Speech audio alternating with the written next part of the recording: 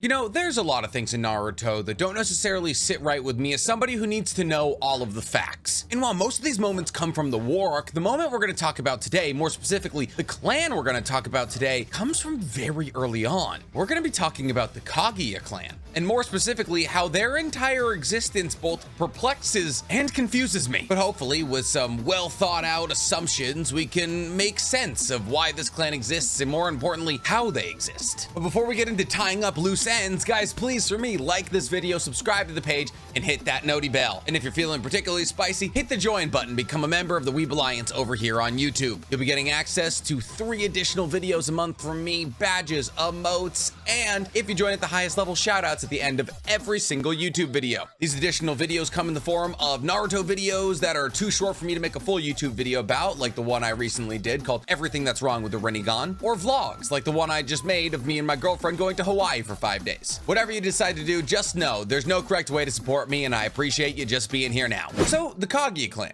It's confusing for a couple of reasons. One, this clan existed in the early days of OG Naruto. Kimimaro, Orochimaru's first supposed perfect vessel, was the last surviving member of it, which raises some questions to me, considering the fact that while Kishimoto is writing this, he absolutely did not know the end of Naruto. So was Kaguya influenced by the clan, or was the clan influenced by Kaguya? I don't know. But that's also a great lead up to one of my first problems with this clan. This clan is said to be descended from Kaguya, but as we know, Kaguya has 4 main clan descendancies. There's the Hyuga, who come from Hamura, and then the Senju, Uchiha, and Uzumakis that come from Hagoromo. This has been pounded into our brain through many pieces of lore. And while we do know that Hamura technically had a secret family on the moon, we learned from Naruto the Last that Hamura brought some people to the moon with him and then populated the moon. He taught this clan of people to watch over the earth to make sure that Hagoromo's dream was envisioned. And then those people, after Hamura's death, split into 2 factions, saying that either the earth is lost and we need to fix it, or we need to not fix the earth. And they killed each other off, leaving Toneri as the sole survivor on the moon. So we can probably safely assume, on account of the fact that one of those clans is on earth and one of those clans is on the moon, that they're not the same. So how, if the Kaguya clan is not a part of these 4 major clans that descend from Hamura and Hagoromo, are they descendants of Kaguya? That's the $1 million question, unfortunately. Was there an illicit 3rd child that we don't know of? Did Kaguya just split one day? And while both of these would be kind of fun fanon theories, there is a theory that makes a little bit of sense and also takes a lot of canonical information into effect. And to talk about that theory, we have to talk about Hagoromo. Hagoromo had 2 children,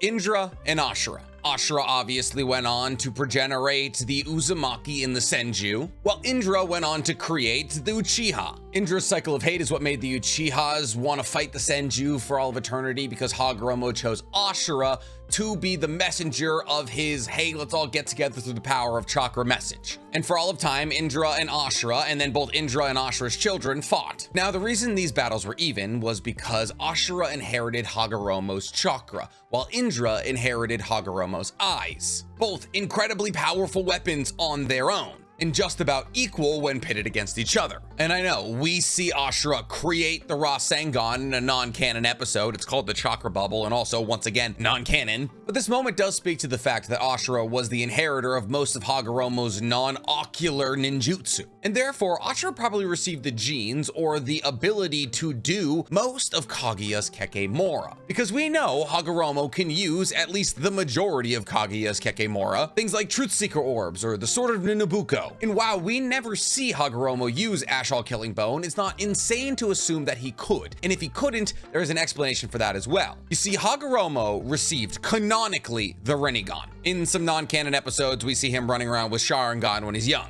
But manga canon wise, Hagoromo inherited the Rinnegan, not the Sharingan from Kaguya. And yet he passed along the Sharingan to Indra. And the Sharingan is significantly weaker than the Rinnegan. This was a major step down. So it's possible that as Kaguya's blood became diluted, so did the Kekemora, which actually makes perfect sense for the existence of the Kaguya clan. Let's quickly go over what Ashall Killing Bone is. All of Kaguya's abilities are called Kekemora. They're the combination of all 5 basic chakra natures and yin yin and yang. Ash all-killing bone specifically allows Kaguya to shoot her bones out as projectiles, or simply use them as extensions of her taijutsu, which is very similar to the Kaguya clan's Shikatsu-myaku, except for one crucial difference. Should these bones make contact with your skin, you will begin to turn into dust like you were on Thanos' list. These bones disintegrate you on a cellular level, and there is no way to counteract them with healing. They have an inherent anti-regenerative ability, very similar to Delta's laser in Boruto, you know, the one that took Kawaki's arm off. So as time went on, and this bloodline became diluted, a minor clan spun out of Hagoromo's line, specifically spun out of Ashura's line. A clan who had inherited, albeit in very rare situations, the Kimimaro of Kaguya, but significantly weaker. So much so that it is now simply a Kekkei Genkai, combination of 2 chakra releases. And this clan was referred to as the Kaguya clan. But why the Kaguya clan? That's not what the Senjus went for, and they were derived from Kaguya. That's a good question, and I realize when I say that's a good question, it's me complimenting myself for thinking of a question. But if you were thinking it, good job. You see, the first users of Shikatsu-myaku were most likely 1 to 2 generations after Ashura and Indra, so knowledge of Kaguya and her ability Ash all-killing bone was probably very readily available. So when the first users of Shikatsu-myaku had bones sticking out of their skin that made them taijutsu monsters, it must have been pretty easy to equate them to Kaguya. I mean, think about it. At this point, Hamura's probably either on the moon or dead, and Hagoromo's either traveling around the world or dead. And Kaguya didn't have the Sharingan, she had the Rinnegan. And while she had the Byakugan, so did like a bunch of people, so no sense in really calling them the Kaguya clan. But there was more than just bones sticking out of their skin making a connection between the Kaguya clan and Kaguya. There was a mentality. This feels like the perfect time to actually start talking about the Kaguya clan. See, the Kaguya clan lived in the land of water, and they were obsessed with combat. And while they were ferocious, and that got them pretty far for a long time, as times began to get more advanced, they didn't progress. Their clan was so focused on battle that they didn't take the time to make advancements in their society that would help them with battling. They didn't form 3-man teams, they didn't fight behind walls, they didn't have healers, they barely used weapons, and those weapons were just bones. And sure, these bones are harder than steel, we know that from Kimimaro, but at the end of the day, it is just a dagger. And don't forget, not everyone in the Kaguya clan had Shikatsu-myaku. In fact, it was rather rare. In fact, it was so rare that it was feared by members of the Kaguya clan. These blood-crazed men and women who lived for blood in battle were afraid of their own clan members who inherited Shikatsu-myaku. Because in a society largely focused on taijutsu battles, none of them were out there spitting fireballs. Somebody who can protect themselves by growing more of these steel bones is impossible to beat. Because in the same sense that the Kaguya clan didn't advance their teamwork or their society building, they also didn't enhance their ninjutsu abilities. They were largely regular people. I mean, not regular people, but they fought like regular people with a sword in their hand in an age of people who could shoot fireballs out of their mouth. Or in the case of the people they most commonly fought, use water in terms of water release to back them off. And this is ultimately what caused their downfall. A large amount of pride combined with lackluster ability usually isn't a good mix. So one day, the head of the Kaguya clan said, in order to prove our dominance in the land of water, we are going to invade the Hidden Mist Village. Mind you, this was before the events of Naruto. Not by like a lot, but still. Which means that the Mist Village had already been through the first, second, and third Great Ninja Wars. And while they were not involved with the second Great Ninja War, they were very much involved with the third. So there's a strong possibility that they had all 7 swordsmen of the mist and Yagura as their Kage, who was the Jinchuriki of the Three Tails Usobu. I don't know anything for sure. There's a couple of very important years in there, so I don't know who was fighting. Zabuza could have been gone. Might Dai could have already killed 6 of the 7 members. But let's just say that the Kaguya clan was sufficiently outmatched. And yet, they marched directly into the Hidden Mist. And while this did catch the Hidden Mist off guard, and in fact, the Kaguya clan had the upper hand for a little bit, after the Hidden Mist was able to recollect itself, they reestablished the upper hand. The Kaguya clan didn't have a whole lot in the way of a strategy. They were like, we're gonna walk to the front door, we're gonna kill every single person. And if you have the distinct upper hand in strength and strategy, this will work for you. But the Hidden Mist had shinobi teams, they had healers, they had all of this. So with time, they surrounded the Kaguya clan and eventually put them in a situation where the Kaguya clan either had to forfeit or die. And it's at this point that the Kaguya clan truly showed its colors. You see, because the Kaguya clan was facing extinction, and in the face of said extinction, they began to laugh. And the Kaguya clan patriarch said, since we're all going to die, just have fun with it and bring as many of them with you as you can. To the death, every single one of them, until the clan was all but extinct. I say all but extinct because one person decided to not walk into the hidden mist that day, and that was Kimimaro. See, Kimimaro wasn't plagued with this bloodlust like the rest of his clan, and so when he saw a dumb idea that was largely brought on by said bloodlust, he decided not to go along with it. Good idea if you ask me. Make sure you're not in groupthink situations. Always think for yourself. And just like that, Kimimaro, that generation's inheritor of Shinkatsu Nyaku, was the only survivor of the Kaguya clan. He went to go on to be adopted by Orochimaru because Orochimaru is very good at finding powerful orphaned children. And then Kimimaro went on to get groomed by Orochimaru to be his perfect vessel, because Orochimaru is a collector of all things Kekkei.